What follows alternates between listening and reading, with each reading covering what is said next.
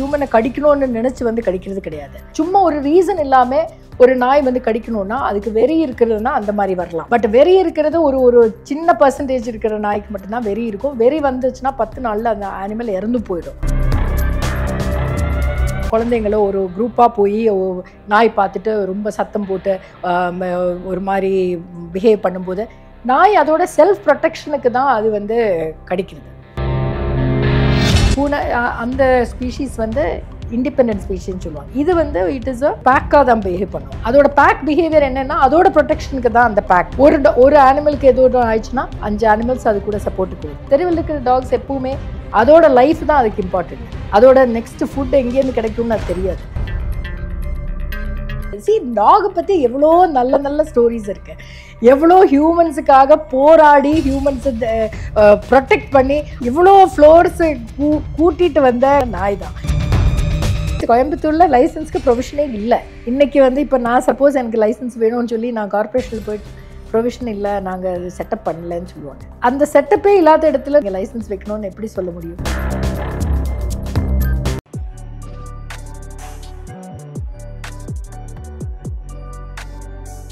Media minds நேயர்களுக்கு வணக்கம். இன்று நம்மோடு ஹியூமன் அனிமல் சொசைட்டியிலேருந்து டாக்டர் மினி வாசுதேவன் இணைஞ்சிருக்காங்க. மேம் வணக்கம். வணக்கம். எப்படி இருக்கீங்க? நல்லா இருக்கேன். உங்களை பற்றின ஒரு சின்ன அறிமுகம். என்னோடய பேர் மினி வாசுதேவன். நான் ஒரு என்ஜினியர் தான். நான் ரொம்ப வருஷம் வெளியூர்லலாம் இருந்தேன். அதுக்கப்புறம் கோயம்புத்தூருக்கு 2006 வரும்போது நிறைய விலங்குகள் ரோட்டில் ரொம்ப கஷ்டப்பட்டு இருக்கிறது பார்த்துட்டு அதுக்கு ஒரு வழி ஏதோ பண்ணணும்னு சொல்லிட்டு ஒரு அமைப்பு ஸ்டார்ட் பண்ணோம்.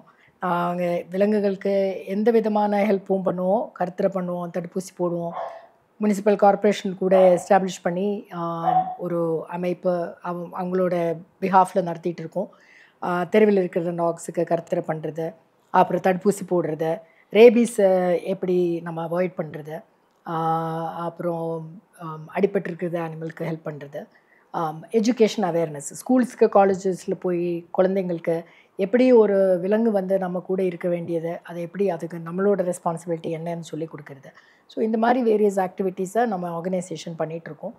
பொதுவாகவே இங்கே இருக்க பெரும்பான்மையான மக்கள் தெரு நாய்களை வெறுக்கிறதுக்கான காரணம் என்னன்னு நீங்கள் நினைக்கிறீங்க? இதுக்கு ஒரு ஹிஸ்டாரிக்கலாக ஒரு ரீசன் இருக்குது. ஹிஸ்டாரிக்கலாக ரீசன் என்னென்னா, இப்போது நாய் வந்து ஹியூமன்ஸ் கூட ஒரு பாண்டு டெவலப் ஆனது.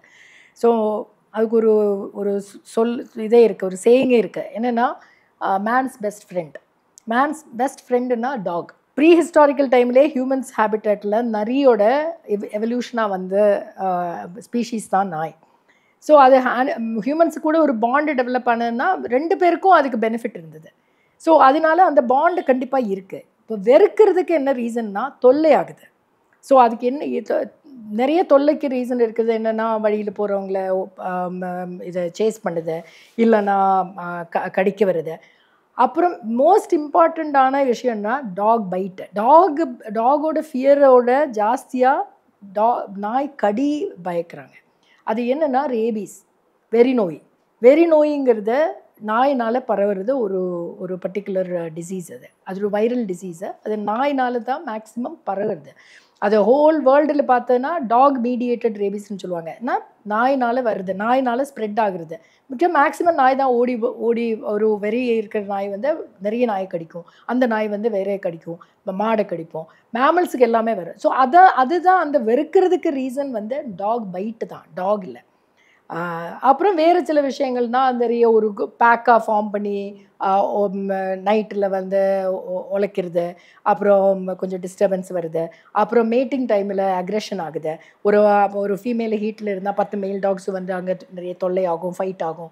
அப்போ அதெல்லாம் வந்து ஹியூமன்ஸ் பாப்புலேஷன் அதிகமாகும் போது டாக் பாப்புலேஷனும் அதிகமாக இருக்குது. அன்கண்ட்ரோல்டாக பாப்புலேஷன் வருது. அந்த பாப்புலேஷனும் அந்த கான்ஃப்ளிக்ட் சிச்சுவேஷன்னு சொல்லுவாங்க, ஹியூமன்ஸுக்கும் அந்த டாக்ஸுக்கும் இடையில் வந்து இருக்கிறது. அதனால தான் பீப்புளுக்கு வந்து நாய் மேலே ஒரு வெறுப்பு, அந்த மாதிரி ஒரு என்ன அதை வேண்டாம், நாய் வந்து தெருவில் இருக்கக்கூடாது அப்படிங்கிறது ஒரு ஃபீலிங் வர ஆரம்பிச்சது. இல்லைன்னா நாய் எப்போவுமே ஹியூமன்ஸ் கூட ஒரு கம்பேனியனாக இருந்தது ஒரு காலத்தில். நம்ம இந்தியாவிலே வந்து பழைய சிவிலைசேஷன்ஸை பார்த்தாலே பிக்சர்ஸ் இருக்கும், ஹியூமன்ஸும் டாக்ஸும் ஒன்றா போகுது. அப்புறம் அந்த கிங்டம் மகாராஜாவோட டைமில் எல்லாமே டாக்ஸ் வந்து அவங்களோட ஃபேமிலி மாதிரி இருந்தது. ஸோ ஸோ அதெல்லாம் இருக்குது. அப்புறம் இப்போ வந்து ஹியூமன் பாப்புலேஷன் அதிகமாக இருக்குது, நாயோட பாப்புலேஷன் அதிகமாக இருக்குது, அன்கண்ட்ரோல்டாக போகுது. அப்புறம் நிறைய ஹியூமன்ஸ்னால க்ரியேட் பண்ண ப்ராப்ளம் தான். எந்த ஒரு அனிமலும் அதோட ஒரு என்வாயன்மெண்ட்டுக்கு அதுக்கு தகுந்த மாதிரி அது அடாப்ட் ஆகி அது போயிட்டுருக்கும். நம்ம வந்து அதோட லைஃப்பில் இன்டர்ஃபியர் ஆகும், இல்லைன்னா நம்மளால அதுக்கு அதோட பாப்புலேஷன் டிஸ்டர்பன்ஸ் ஆகுது. ஸோ அந்த டைமில் நம்ம க்ரியேட் பண்ண ப்ராப்ளம் வரும்போது நம்மளே அதை வந்து சால்வ் பண்ணாமல் நாய் மேலே அந்த பழி வந்து நாய் மேலே சாத்துருது. அது வந்து அதனால தான் ப்ராப்ளம் இருக்குது, அது வந்து எலிமினேட் பண்ணணும், அது வந்து எடுத்துகிட்டு போகணும், அந்த மாதிரி நம்ம நினைக்கிறேன். நம்ம மட்டும் வாழ்கிறது இடம் இல்லை. ஃபர்ஸ்ட் ஆஃப் ஆல் இந்த உலகம் வந்து ஹியூமன்ஸுக்கு மட்டுமா இல்லை, எல்லா அனிமல்ஸுக்கும் அதுக்கு தகுந்த மாதிரி ஒரு ரோல் இருக்குது, அதுக்கு ஒரு ரெஸ்பான்ஸ். ஒரு அனிமலுக்கும் ஒரு பர்பஸ் இருக்குது. அது அந்த எவல்யூஷனில் அதுதான் அப்படி. ஸோ அது வந்து ஒரு ஃபைன் டே வந்து இந்த அனிமல் இங்கே இருக்கக்கூடாது, அந்த அனிமல் அங்கே இருக்கக்கூடாது, யானை வந்து இங்கே வரக்கூடாது, புலி வந்து அங்கே. ஸோ அது ஹியூமன்ஸ் வந்து டிக்டேட் பண்ண டேர்ம்ஸே கிடையாது. நம்மளும் அது ஒரு பில்லியன் ஸ்பீஷீஸில் ஒரு ஸ்பீஷீஸ். நம்மளும் அது கூட வாழ்கிறதுக்கு தான் நம்ம வந்து அதுக்கு மேக்ஸிமம் ட்ரை பண்ணணும். அது வந்து இல்லாமல் இருக்கணும்னு நம்ம நினைக்கக்கூடாது. It's a wrong thing. ஒரு தெருநாய் ஒருத்தரை துரத்துதோ இல்லை வந்து கடிக்கிறதுக்கு முற்படுதோ அப்படின்னா அது எந்த மாதிரியான சூழ்நிலையில ஒருத்தரை கடிக்க முற்படுது, எந்த மாதிரியான சூழ்நிலையில ஒருத்தரை வந்து துரத்துது? நாய் பொறுத்த மட்டும் இல்லை, எந்த ஒரு அனிமல், ஒரு வைல்டு அனிமல் ஆகட்டும், எந்த அனிமலோ அது ஏதோ ஒரு பண்ணுறதுக்கு ஒரு பர்பஸ் இருக்கும். அது வந்து ஒரு ஹியூமனை கடிக்கணும்னு நினச்சி வந்து கடிக்கிறது கிடையாது. ப்ரொவோகேஷன் இருக்கும். ப்ரொவோகேஷன்னா அதுக்கு ஒரு ட்ரிகர், எதனால அது கடிக்கிறதுக்குங்கிறது ஒரு சும்மா ஒரு ரீசன் இல்லாமல் ஒரு நாய் வந்து கடிக்கணும்னா அதுக்கு வெறி இருக்கிறதுனா அந்த மாதிரி வரலாம். பட் வெறி இருக்கிறது ஒரு சின்ன பர்சன்டேஜ் இருக்கிற நாய்க்கு மட்டும்தான் வெறி இருக்கும். வெறி வந்துச்சுன்னா 10 நாளில் அந்த அனிமல் இறந்து போயிடும். ஸோ வெறி இருக்கும்போது தான் மட்டும்தான் அந்த ஒரு பிரெயினில் வந்து நியூராலஜிக்கல் ப்ராப்ளம் இருக்கிறதுனால அதுக்கு என்ன பண்ணணும்னு தெரியாமல் கடிக்கும்னு சொல்லலாம். பட் நார்மலாக ஒரு ரோட்டில் இருக்கிற ஒரு டாக் வந்து ஒருத்தர் கடிக்கிறதுனா அதுக்கு ஒரு ரீசன் இருக்குது. பீப்புள் வந்து நான் இப்போ பிடிக்காத ஒரு கல் எடுத்து வீசியிருப்பான், இல்லைனா ஏதோ குழந்தைங்களோ ஒரு குரூப்பாக போய் நாய் பார்த்துட்டு ரொம்ப சத்தம் போட்டு ஒரு மாதிரி பிஹேவ் பண்ணும்போது நாய் அதோட செல்ஃப் ப்ரொடெக்ஷனுக்கு தான் அது வந்து கடிக்கிறது. ஒரு கடிக்கிறதுனா அதோட ஓன் லைஃப் அதை ப்ரொடெக்ட் பண்ணுறோம். அப்புறம் வேறொரு ஹேபிட் டாக்ஸுக்கு என்னென்னா அது ஒரு pack animal. Pack animals means அது இண்டிவிஜுவலாக நடக்கிறது இல்லை. இப்போ பூனை பார்த்தா எப்போவுமே ஒரு இண்டிவிஜுவல் தனியாக இருக்கும். பூனை அந்த ஸ்பீஷீஸ் வந்து இண்டிபெண்டன்ட் ஸ்பீஷீஸ்ன்னு சொல்லுவாங்க. இது வந்து it is a pack animal. ஒரு பேக்காக தான் பிஹேவ் பண்ணும். அதோட பேக் பிஹேவியர் என்னென்னா அதோட ப்ரொடெக்ஷனுக்கு தான் அந்த பேக். ஒரு அனிமலுக்கு ஏதோ ஆயிடுச்சுன்னா 5 அனிமல்ஸ் அது கூட சப்போர்ட்டுக்கு வரும். தெருவில் இருக்கிற டாக்ஸ் எப்பவுமே அதோட லைஃப் தான் அதுக்கு இம்பார்ட்டண்ட். அதோட நெக்ஸ்ட் ஃபுட் எங்கேருந்து கிடைக்கும்னு அது தெரியாது. ஸோ அதுதான் அதோட இம்பார்ட்டன்ட். நம்ம வந்து கடிக்கிறது இல்லை அதோட இம்பார்ட்டன்ஸ். பட் நம்ம ரீசெண்டாக கேள்விப்பட்டிருப்போம், ஒரு தொட்டில் இருந்த ஒரு குழந்தையை வந்து நாய் வந்து எடுத்துகிட்டு போச்சு அப்படின்ற மாதிரி. ஸோ இந்த மாதிரியான சூழ்நிலையில் நம்ம எப்படி அதை எடுத்துக்க முடியும்? தொட்டில் இருக்கிற குழந்தை நாய் எடுத்துகிட்டு போகிறதெல்லாம் வந்து அது it is a very impossible திங்கிங்க. தொட்டில் இருக்கிற நாயை காப்பாற்றுறதுக்கு நாய் இருக்குது. டாகை பற்றி எவ்வளோ நல்ல ஸ்டோரிஸ் இருக்குது. எவ்வளோ ஹியூமன்ஸுக்காக போராடி ஹியூமன்ஸை ப்ரொடெக்ட் பண்ணி அந்த 9/11 எபிசோடு நியூயார்க்கில் அந்த இது நடக்கும்போது இவ்வளோ ஃப்ளோர்ஸு கூட்டிகிட்டு வந்த கண்ணு தெரியாத பீப்புளை கூட்டிகிட்டு வந்த நாய் தான். ஸோ நாய் மேலே இவ்வளோ நல்ல நிறைய ஸ்டோரிஸ் அப்படி இருக்கும்போது தொட்டிலேருந்து நாய் எடுத்துகிட்டு போகிறதுக்கு அதை வந்து ரொம்ப இம்ப்ராபபிளான ஒரு கேஸை. மேபி ஏதோ ஒரு டைமில் ஏதோ ஒன்று நடந்திருக்கலாம் ஏதோ. பட் அது வந்து ஒரு எக்ஸாம்பிளாக நம்ம பார்க்க வேண்டிய அவசியமே இல்லை. ஸ்கூல் குழந்தைங்கள் போகும்போது டாக்ஸ் வந்து சேஸ் பண்ணுறது நிறைய நடக்குது. அது என்ன ரீசன்னு நான் கிளியராக சொல்கிறேன். என்னென்னா இந்த ஸ்கூல் குழந்தைங்களுக்கு யாரும் நம்ம கரெக்டாக அட்வைஸ் பண்ணுறதில்ல. தெருவில் ஒரு குட்டி போட்டிருக்கிற நாயை, இல்லைன்னா அது ஒரு கொஞ்சம் பயந்துக்கிறது நாய், அது பக்கத்தில் போய் ரொம்ப சத்தம் போடுறது, ஒரு கல் எடுத்து சும்மா வீசுறது, சும்மா அது விளையாடுறது தான். சரி, ஒரு கல் எடுத்து சும்மா வீசிடலாம். யாரோ பெரியவங்க யாரோ பண்ணுறது பார்த்துருப்போம், சின்ன வயசில் பார்த்துருப்போம். இல்லைன்னா சரி இந்த நாய் வந்து ஒரு கல் எடுத்து வீசுது, சும்மா நம்ம வீசி பார்க்கலாம். ஸோ சில டைம் அது விளையாடுறதுக்காக பண்ணுவோம். பட் என்ன அந்த ஹேபிட் வந்து இந்த நாய் அதோட லைஃப் தான். அது கல் எடுத்து வீசுறது வந்து அது அக்செப்ட் பண்ணணும்னு நம்ம நினைக்கக்கூடாது. அதுவும் திருப்பி ரியாக்ட் பண்ணுவோம் அதோட லைஃப்பை. ஸோ அது ஒரு க்ரௌல் பண்ணுவோம். அப்போ உடனே அதோட ஃப்ரெண்ட்ஸ் எல்லாம் கூட ஜாயின் பண்ணுவோம். இப்போ இந்த குழந்தைங்கள் எல்லாம் சத்தம் போடும். இப்போ அது ஒரு ட்ரிகர் வந்து அதிகமாகி ஒரு பாயிண்டில் வரும்போது குழந்தைங்களை ஓட ஆரம்பிச்சிடும், நாய் பின்னாடி ஓட ஆரம்பிச்சிடும். ஸோ அது அந்த மாதிரி நடக்குது. பட் என்ன அது என்னன்னா டாக் பிஹேவியர், டாகோட பாடி லாங்குவேஜ் அது நம்ம வந்து நம்ம சொல்லி கொடுக்கணும். அது நம்மளோட ரெஸ்பான்சிபிலிட்டி. குழந்தைங்களுக்கும் நம்ம வந்து கைடன்ஸ் ப்ராப்பராக கொடுக்கணும். அண்ட் எதனால நாய் வந்து ரியாக்ட் அப்படி ஆகும் தெரிஞ்சதுன்னா, நாங்கள் ஸ்கூலில் போய் நாங்கள் எப்போவுமே பிஹேவியர் காமிப்போம்.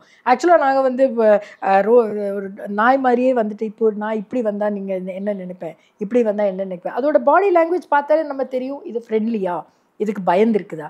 பயத்தினால தான் நாய் யூஸ்வலாக கடிக்கிறது வந்து பயத்தினால தான். பயம்னா அதோட லைஃபுக்கு ஏதோ ஆபத்து வரப்போகுது, அதனால தான் அது கடிக்க வரும். அனிமல்ஸ்னால் ரொம்ப பிடிக்கும் அப்படின்னு சொல்லிட்டு வீட்டில் மிச்சம் மீதி கிடக்கிற சாப்பாடெல்லாம் எடுத்துகிட்டு போய் வச்சுட்டு நான் டெய்லி டாக் வந்து பராமரிக்கிறேன், அது வந்து என்னோட ஃப்ரெண்டு, இந்த மாதிரி சொல்லி நிறைய பேர் நம்ம பார்த்துட்டு இருக்கோம். இன்ஸ்டாகிராம்லையும் பார்க்குறோம், வெளியிலையும் பார்த்துட்டு இருக்கோம். உங்களுடைய பாயிண்ட் ஆஃப் வியூ வந்து இவங்களை நீங்கள் எப்படி பார்க்குறீங்க? ரோட்டில் இருக்கிற டாக்ஸுக்கு ஃபீடிங்க்கு ஆக்சுவலி பர்சனலி நான் வந்து ஐ எம் எகென்ஸ்ட். நான் அது நான் சப்போர்ட் பண்ணுறதே கிடையாது.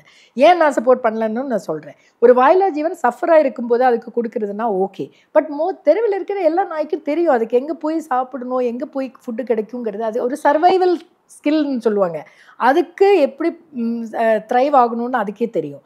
அது போய் நம்ம டிஸ்டர்ப் பண்ணும்போது தான் இந்த மிச்சம் இருக்கிறத ஃபுட்டு கொண்டு போய் கொடுக்கும். ஒரு டிபெண்டன்சி நம்ம க்ரியேட் பண்ணுறோம்.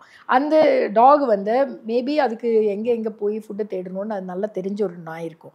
நம்ம ஒரு நாளைக்கு ஃபுட்டு கொடுக்க ஆரம்பிச்சிடுவோம், 2வது நாள் ஃபுட்டு கொடுக்குவோம், 3வது நாள் ஃபுட். சரி, இந்த ஆள் நம்ம ஃபுட்டு கொடுக்குறோம், நம்ம இனிமேல் நம்ம ஒன்றுமே பண்ண வேண்டியதில்லை, இப்படியே உட்காந்துக்கலாம். நம்ம சேம் திங் நம்மளோட ஹியூமன் பிஹேவியர். டெய்லி உங்களுக்கு சாப்பாடு யாராவது கொண்டு வந்து கொடுக்குறோம் வச்சுக்கோங்க, உங்களுக்கு என்ன மோட்டிவேஷன் இருக்கும் போய் பணம் சம்பாதிச்சு சாப்பிடணும். நம்ம யாரோ கொண்டு வந்து கொடுக்குறாங்க, ஸோ நல்ல ஜாலியாக இருந்தால் சாப்பிடலாமே. ஸோ அந்த ஹேபிட்டும் டிபெண்டன்சி நம்ம பண்ணக்கூடாது. பீப்புள் ஃபீடிங் பண்ணுறவங்களுக்கு நிறைய ஒரு ரெஸ்பான்சிபிலிட்டி இருக்குது. எந்த அனிமலை ஃபீட் பண்ணுறவங்களும் சும்மா ஃபுட்டு கொடுக்குறது மட்டும் இல்லை அவங்களோட ரெஸ்பான்சிபிலிட்டி. அந்த நாயை கருத்துரை பண்ணுறது, தடுப்பூசி போடுறது, அது எல்லாமே அவங்களோட ரெஸ்பான்சிபிலிட்டி. அது மட்டும் இல்லாமல் நம்ம மேலே ஒரு டிபெண்டன்சி கொண்டு வரக்கூடாது. நான் என்ன சொல்லுவேன்னா, இப்போ தெருவில் இருக்கிற நாயே அது ஏன் அங்கே இருக்குதுன்னா அதுக்கு ரிசோர்ஸ் அவைலபிலிட்டி இருக்கிறதுனால தான் அந்த நாய் அங்கேயே இருக்குது. இல்லைன்னா அந்த நாய் அங்கேயே இருக்க மாட்டோம். அது எங்கே கிடைக்கிறதோ அங்கே தான் போகும். ஸோ இப்போ நம்ம அதுக்கு ஜாஸ்தியாக நம்ம வந்து ஃபுட்டு கொடுக்கும்போது அந்த டிபெண்டன்சி நம்ம அது ஜாஸ்தியாக கொண்டு வருது, அதோட பிஹேவியரை சேஞ்ச் பண்ணுறது. அப்போ நான் அதுக்கு வேறு ஒன்றும் இல்லை, சரி இது எனக்கு அது ஒரு ஃபுட்டு கிடைக்கிற இடம் அதோட இடம்னு எகெயின் அது நினைக்கிறோம். இப்போ நம்ம ஃபுட்டு எப்போ எங்கே கொடுக்குறதோ அதை டெரிட்டரி எஸ்டாப்ளிஷ் பண்ணுறத, சாப்பாடு கொடுக்குறது இடம், அது யூரின் டாக்ஸ் வந்து மார்க்கிங் டெரிட்டரின்னு சொல்லுவாங்க. அது ஒரு இடத்துல என்னன்னா அது இது என்னோட பிளேஸு, அது இன்னொரு டாகுக்கு சொல்கிறது தான் இது என்னோட பிளேஸ் தான், நீ இங்கே வரக்கூடாது. ஸோ அதே மாதிரி அதோட டெரிட்டரி அதை எஸ்டாப்ளிஷ் பண்ணும். உடனே அது ப்ரொடெக்ஷன் ஆரம்பிச்சிடும். உடனே அது வந்து கொஞ்சம் கார்டிங் ஹேபிட்ஸ் ஆரம்பிக்கும். யாராவது வர போகிறவங்கள, பைக்கில் வரவங்கள துரத்துறது. பிகாஸ் நம்மளுக்கு வேறு விஷயங்களில் இன்வால்வ் ஆகலைன்னா இந்த மாதிரி விஷயங்களில் இன்ட்ரெஸ்ட் ஜாஸ்தி ஆகும். ஸோ நம்ம அந்த ஹேபிட் நம்ம சேஞ்ச் பண்ணுறது நம்ம தான் அதோட ரீசன். நிறைய பீப்புள் நான் என்ன பார்த்துருக்கேன்னா, சாப்பாடு எடுத்து இதில் கொண்டு வந்துட்டு ரோட்டில் அங்கே இங்கே போடுவோம். அப்புறம் போட்டுட்டு அதை க்ளீன் பண்ணாமல் போகிறது, ஃபுல்லாக அங்கே கார்பேஜ் இருக்கும், ரொம்ப நாஸ்தி பண்ணிட்டு போகிறது. அப்புறம் வேறு அனிமல்ஸ் அங்கே வர ஆரம்பிச்சு சண்டே ஆகும். ஸோ இதுக்கெல்லாம் அவங்க வந்து ரெஸ்பான்சிபிலிட்டி எடுக்கிறது இல்லை. நான் அந்த ஃபுட்டு மட்டும் நான் கொடுப்பேன். அப்போ நான் கேட்போம், நிறைய டைம் இந்த மாதிரி கேட்டிருந்தேன். ஒரு 2 நாய் நான் ஆரம்பித்தேன், இப்போ 25 நாய் ஆயிடுச்சு. ஆமாம், 25 நாய் ஆகும். நீங்கள் ஃபுட்டு கொடுத்ததுன்னா அது திருப்பி அது பாப்புலேஷன் அதிகமாக தானே ஆகும். நீங்கள் ஏன் கருத்துரை பண்ணல, ஏன் தடுப்பூசி போட்டிருக்க கூப்பிடல அப்படி கேட்கும்போது அதெல்லாம் எனக்கு தெரியாது, நான் சாப்பாடு மட்டும் கொடுப்பேன். ஸோ அந்த ரெஸ்பான்சிபிலிட்டிலேருந்து நம்ம வந்து சாப்பாடு கொடுக்கணும். அது நம்ம கண்ட்ரியில் எப்போவுமே இருக்குல்ல, ஃபுட்டுக்கு எப்போவுமே நம்ம ஒரு இது இருக்குது, வேல்யூ இருக்குது. காலையில் நீங்கள் என்ன சாப்பிட்டேன், யாராவது ஃபோன் பண்ணி காலையில் என்ன சாப்பிட்டீங்க அப்படி கேட்பாங்க. ஸோ அது ஃபுட் மேலே ஒரு பாவம் வாயிலா ஜீவன், அதுக்கு சாப்பாடு இல்லாமல் இருக்குது. அந்த ஒரு பாசத்தில் நம்ம கொடுப்போம். பட் என்ன, அது ரெஸ்பான்சிபிலிட்டி நம்ம எடுத்துக்கணும். ஒரு ஷாப்பு இல்லைன்னா ரெசிடென்ஷியல் ஏரியா அங்கெல்லாம் ஃபுட் கொடுக்கவே கூடாது. நம்ம ஒரு வேக்கண்டான ஒரு பிளேஸை, யாரும் நிறைய பீப்புள் வராத இடத்துல, அது ஏர்லி மார்னிங் லேட் ஈவினிங் நிறைய மக்கள் வந்து நிறைய இருக்கிற இடத்துல கொண்டு போய் ஃபுட்டு கொடுக்கறது வந்து ரொம்ப ரொம்ப தப்பான விஷயம். அப்புறம் கறிக்கடைக்கு வெளியில் இருக்கிறத, அந்த மீட் ஷாப்பு பக்கத்தில் இருந்தால் ஒரு 25 நாய் அங்கே எப்பவுமே இருக்கும், தெரியும். ப்ரீடர்ஸ் அண்ட் ப்ரீடிங் காசுக்காக வந்து கமர்ஷியலாக சேல் பண்ணுறது, இதுக்கு ஒரு கண்ட்ரோலே இல்லை. இப்போ எல்லா கண்ட்ரீஸ்லும் வந்து யார் ப்ரீட் பண்ணணும், எப்படி ப்ரீட் பண்ணணும், எந்த மாதிரி அதுக்கு ரெகுலேஷன் இருக்குது, ரூல் இருக்குது. இப்போ இந்தியாவில் வந்தும் அந்த மாதிரி ரூல்ஸ் இருக்குது, ரெகுலேஷன் இருக்குது. என்ன நம்ம ஃபாலோ பண்ணுறது இல்லை. ஒரு செல்லப்பிராணிக்கு வந்து ரெஜிஸ்ட்ரேஷன் கிடையாது. செல்லப்பிராணி வீட்டு வளர்த்துக்கு என்ன ப்ரூஃப்? ஒன்றுமே ப்ரூஃப் இல்லை. கடத்தல் பண்ணியிருக்கா? ப்ரூஃப் இல்லை. தடுப்பூசி போட்டாச்சா? ப்ரூஃப் இல்லை. நாளைக்கு எனக்கு பிடிக்கலையா வெளியில் விடுறது, அதுக்கு வந்து கேட்குறதுக்கு யாரும் இல்லை. ஸோ இந்த மாதிரி ஒரு ரெகுலேஷன்ஸ் ஒன்றுமே ஃபாலோ பண்ணாத ஒரு கண்ட்ரியில் வந்து தெருவில் இருக்கிற நாய் எல்லாம் வந்து இருக்கவே கூடாதுங்கிறது நம்ம அது ஒரு லாஜிக்கே இல்லை அதில். மற்ற விஷயங்களுக்கு ஏன் நம்ம அது கேட்கறது இல்லை? இந்த ரூல் ஏன் ஃபாலோ பண்ணலன்னு நம்ம ஏன் கேட்கறது இல்லை? வேஸ்ட் கரெக்டாக ஏன் மேனேஜ் பண்ண கேட்கறது இல்லை? ஏன் ரெஜிஸ்ட்ரேஷன் செல்லப்பிராணிக்கு ஏன் ரெஜிஸ்ட்ரேஷன் பண்ணணும்னு நம்ம என்ஃபோர்ஸ் பண்ணுறது இல்லை? அப்புறம் கமர்ஷியல் எக்ஸ்ப்ளாய்டேஷன், இந்த ப்ரீடர்ஸை கமர்ஷியலாக சேல் பண்ணி பெட் ஷாப்பில் எல்லாமே இல்லீகல், 100% இல்லீகல். அதுக்கு லைசன்ஸ் இல்லை, ஒன்றுமே இல்லை. அப்புறம் father daughter, mother son, brother sister எல்லாமே வச்சு மேட் பண்ணி அதோட குட்டி வந்து சேல் பண்ணுறாங்க. அதெல்லாம் வந்து இட் இஸ் வெரி இல்லீகலுங்க. இந்த ரூல்ஸ், ப்ரீடிங் ரூல்ஸ் படி இதெல்லாம் வந்து தப்பான விஷயம், பண்ணவே கூடாது. அதுக்கு லைசன்ஸ் வேணும், லைசன்ஸ் எடுக்கணும். பெட் ஷாப்பை நடத்தணும்னா லைசன்ஸ் வேணும். எல்லா ஷாப்ஸும் இல்லீகல். அது அப்புறம் சேல் பண்ணோம். நல்லா ரொம்ப க்யூட்டாக இருக்குது, பப்பியாக இருக்கும்போது நல்லாயிருக்கும், வந்து வாங்கிட்டு போவாங்க. 15,000 25,000 30,000 கொடுத்து வாங்கிட்டு போவாங்க. வீட்டுக்கு கொண்டு போய் ஒரு பிரச்சனை ஆகும், ஸ்கின் ப்ராப்ளம் ஆகும், எவ்வளோ பிரச்சனை ஆகுது. இப்போ என்கிட்ட இருக்கிற 2 நாயும் வந்து ரோட்டில் விட்ட நாய் தான். 2க்கும் வந்து ஒரு ரோட்டில் வந்து சர்வே பண்ண முடியாத சுச்சுவேஷனில் அது கொண்டு போய் விடுறது. டியூமர் வரும், கேன்சர் வரும், அந்த டைமில் கொண்டு போய் விடுறது. ஸோ மக்களுக்கு வந்து அதை பண்ணுறதுக்கு கேட்குறதுக்கும் அதுக்கு ஒரு தண்டனை இருக்கணும். மல்டிபிள் காசஸ்னால தான் இந்த ப்ராப்ளம் இருக்குது. அந்த எல்லா ப்ராப்ளமும் நம்ம எல்லா விதத்துலேருந்தும் சால்வ் பண்ணால் தான் நம்மளுக்கு இந்த ஒரு ப்ராப்பரான சொல்யூஷன் வரும். மேம், இதுக்கு முன்னாடி நம்ம பேசுகிறப்ப நீங்கள் சொல்லிட்டு இருந்தீங்க, இந்த பகுதியில் இருக்கக்கூடிய டாக்ஸ்லாம் வந்து நீங்கள் வந்து ஆல்ரெடி நீங்கள் கருத்தடை பண்ணி வச்சு தடுப்பூசிகள் போட்டு எல்லாம் ஃபாலோ பண்ணிட்டு இருக்கீங்க. ஆமாம் ஆமாம். ஸோ இந்த பகுதியில் இருக்க டாக்ஸ்க்குலாம் நீங்கள் என்ன மாதிரியான கட்டமைப்பு பண்ணி வச்சுருக்கீங்க? ஸோ இப்போது நாங்கள் என்ன ஃபாலோ பண்ணியிருக்கோன்னா, இப்போது கோயம்புத்தூர் மாநகராட்சி கீழே 100 வார்டு இருக்குது. அதில் வந்து 2 ஜோன் வந்து ஹியூமன் அனிமல் சொசைட்டி நாங்கள் தான் பார்ப்போம், நார்த் ஜோன், வெஸ்ட் ஜோன். இப்போ அங்கே என்ன பண்ணோன்னா, கம்ப்ளைண்ட்ஸு ஃபர்ஸ்ட் ஆஃப் ஆல் இப்போ ஏதோ ஒரு இப்போ யாராவது கார்பரேஷனில் ஒரு கம்ப்ளைண்ட் கொடுக்குறோம், எனக்கு வந்து நைட்டு தூங்கவே முடியல, இல்லைன்னா எனக்கு குழந்தை படிக்கிறதுக்கு நைட்டு ஃபுல்லாக ஒழிச்சிட்டு இருக்குது அப்படின்லாம் சொல்லும்போது நம்ம அங்கே போய் விசாரிக்கும் என்ன நடக்குது. ஸோ எந்த இடத்துல போகும்போது யாரோ ஒரு ஃபீடர் அங்கே இருக்காங்க, அந்த ஃபீடர் வந்து ஃபுட்டு கொடுக்குறாங்க, அந்த நாய் அங்கே இருக்காங்க நாய். ஸோ எப்போவுமே அந்த ஃபீடிங் பீப்புளும் நான் ஃபீடிங் பீப்புளும் ஒரு கான்ஃப்ளிக்ட் சுச்சுவேஷன் வருது. ஸோ அது வந்து ஃபஸ்ட்டு நம்ம வந்து எல்லா 2 சைடிலும் சொல்லி அதை வந்து சால்வ் பண்ணுறது. அப்புறம் அங்கே இருக்கிற நாய்க்கு வந்து கருத்தரை பண்ணி தடுப்பூசி, இது நாய் சேஃபாக இருக்குது, இங்கே இருக்கிற நாய் இங்கே தான் இருக்கணும். அப்புறம் நிறைய பீப்புள் என்ன நினைக்கிறதுனா, இங்கே பிடிச்சிட்டு போங்க, பிடிச்சிட்டு போய் திருப்பி இங்கே கொண்டு வராதிங்க அப்படின்னு.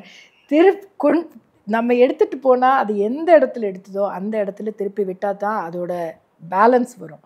நம்ம இங்கே இருக்கிற நாய் அங்கே கொண்டு போய் விட்டால் அங்கே சண்டை ஆகும், இங்கே வந்து வேக்யூம் ஆகிடுச்சுன்னா இங்கே வேறு நாய் வந்துடும். இப்போ தடுப்பூசி போட்டு கருத்தரை பண்ணி நம்ம ஒரே இடத்துல விட்டதுன்னா அங்கே வந்து நம்ம சேஃபாக இருக்கணும். ஸோ அப்போ நமக்கு ஒரு சேஃப்டி தானே அது. அப்புறம் ஒரு திருடன் வர்றோம் நைட்டில் வந்து யாராவது வந்தால் ஃபஸ்ட்டு டாக் தான் கண்டுபிடிப்போம். அப்போ இப்போது நாய் வளர்த்தவங்களுக்கும் நிறைய ரெஸ்பான்சிபிலிட்டி இருக்குது. இப்போது நான் நிறைய பீப்புள் நாய் வளர்த்துற பார்த்துருக்கேன். என்னென்னா காலையில் வந்து ஒரு கேட் ஓப்பன் பண்ணி விட்டுருது, அது நாய் போய் அதை வந்து அதோட மார்னிங் அது வந்து யூரின் போயிட்டெல்லாம் வந்துடும் அப்படி சொல்லி விடுறது. பட் அந்த வீட்டு வளர்த்துற நாயும் தெருவில் இருக்கிற நாய்க்கும் நிறைய வித்தியாசம் இருக்குது அதோட பிஹேவியரில்.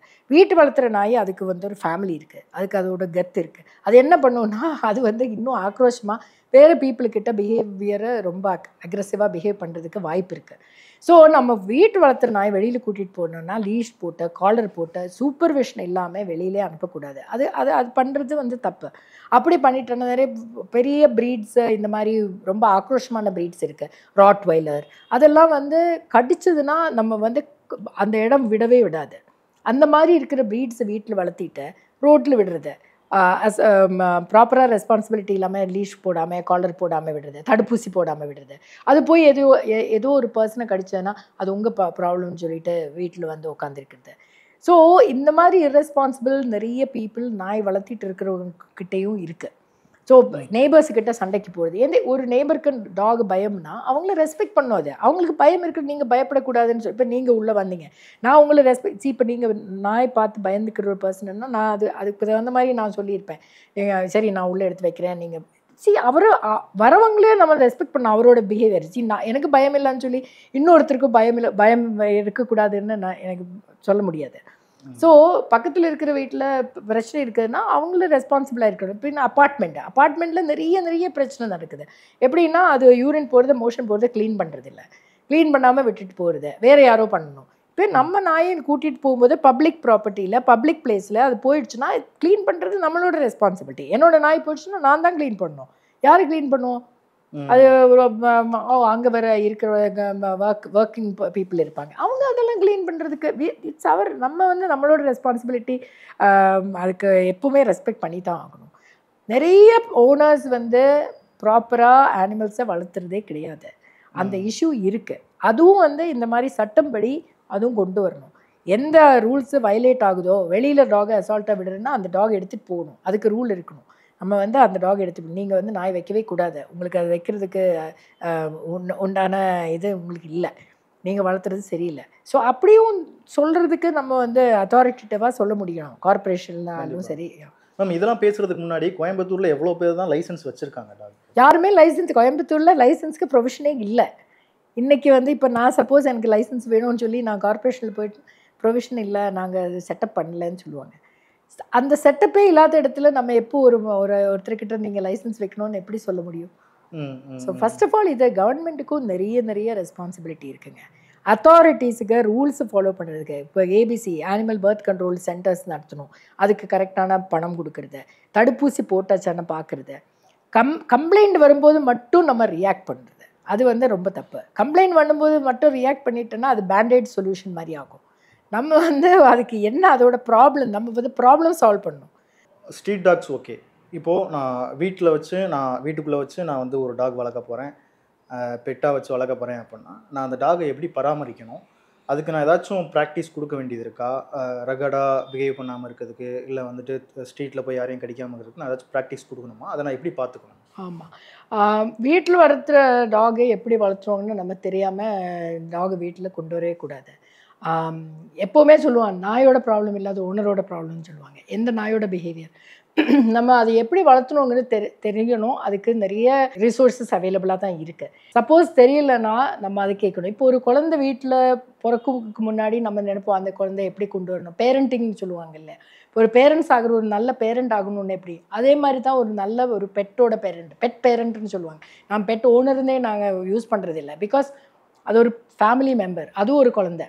பெட் பேரண்டிங் நம்ம தெரியாமல் அதை எப்படி சோஷியலைஸ் பண்ணுறது, ஒரு புதுசாக ஒரு பர்சன் வீட்டில் வர்றதை எப்படி கண்டுபிடிக்கும், அதை நம்மளோட ஃப்ரெண்டு இல்லைன்னா அது கரெக்டான பர்சன் இல்லை.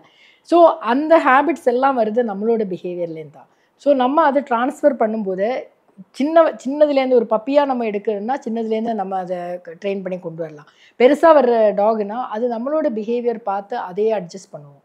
பட் என்ன அதுக்கு கரெக்டான அதோட என்ன சொல்கிறது, அதோட ஃப்ரீடம்ஸ் 5 ஃப்ரீடம்ஸு நம்ம ரெஸ்பெக்ட் பண்ணி தான் அதை கொண்டு வரணும். இதெல்லாம் தெரியாமல் நிறைய மக்கள் கடையில் போய் பொருள் மாதிரி வாங்கிட்டு வீட்டில் கொண்டு வராங்க.